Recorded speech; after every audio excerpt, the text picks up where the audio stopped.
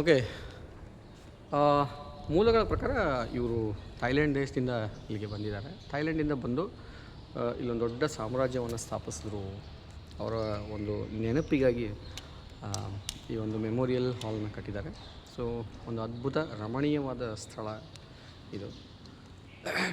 ನೀವು ಝೋರಾಟ್ಗೆ ಬಂದರೆ ಈ ಪ್ರದೇಶಕ್ಕೆ ನೀವು ಬರಲೇಬೇಕು. ಅಸ್ಸಾಂ ಅನ್ನೋದು ನಿಮ್ಮೆಲ್ಲರಿಗೂ ತಿಳಿದೋ ಹಾಗೆ ಕ್ಯಾಪಿಟಲ್, ಟೀ ಕ್ಯಾಪಿಟಲ್ ಅಂತ ಹೇಳ್ತೀವಿ ನಾವು.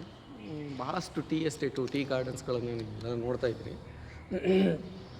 ಹಾಗೆ ಇಲ್ಲಿ ಅಪ್ಪರ್ ಅಸ್ಸಾಮಲ್ಲಿ ನೀವು ತಿನ್ಸುಕಿಯಾ ಅಂತ ಬರುತ್ತೆ. ತಿನ್ಸುಕಿಯಾದಿಂದ ರೂಯಿಂಗ್ ಹೋಗ್ಬೋದು. ನಮ್ಮ ಮುಂದಿನ ಪಯಣ ಹಾಗೆ ಇದೆ.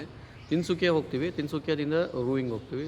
ಸೊ ರೂಯಿಂಗ್ ಹೋಗಬೇಕು ಅಂತಂದರೆ ನೀವು ಇನ್ಲೈನ್ ಪಾಸ್ ತೊಗೋಬೇಕಾಗತ್ತೆ ಇಲ್ಲಿಂದ. ಅದು ಅರುಣಾಚಲ್ ಪ್ರದೇಶ ಆಗಿರೋದ್ರಿಂದ ಇಲ್ಲಿಂದ ಮತ್ತೆ ನೀವು ಪಾಸ್ ಮೂಲಕ ನಾವು ಅಲ್ಲಿಗೆ ಹೋಗ್ತೀವಿ. ಅದರ ನಂತರ ನಾನು ಮಯೂಡಿಯ ಪಾಸ್ ಹೋಗೋಣ ಅಂತಿದ್ದೀನಿ. ಮಯೂಡಿಯ ಪಾಸ್ದು ತಮಗೆ ನಾನು ಅಪ್ಡೇಟ್ ಕೊಡ್ತೀನಿ ಮುಂದಿನ ವೀಡಿಯೋಗಳಲ್ಲಿ. ಸೊ ಇದಿಷ್ಟು ನಮ್ಮ ಶಾವ್ಲಿಂಗ್ ಸುಖಾಫಾ ಅವರ ಒಂದು ಕ್ಷೇತ್ರ.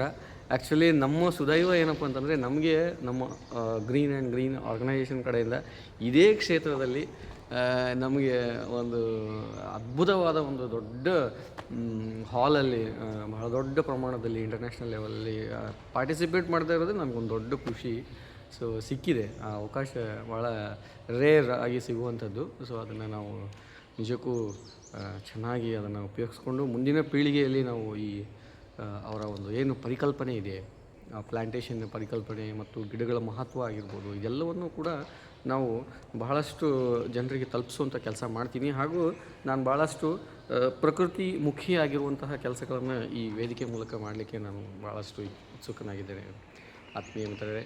ಸೊ ಇದೆಲ್ಲ ನನ್ನ ಈ ದಿನದ ಒಂದು update. Thank you very much.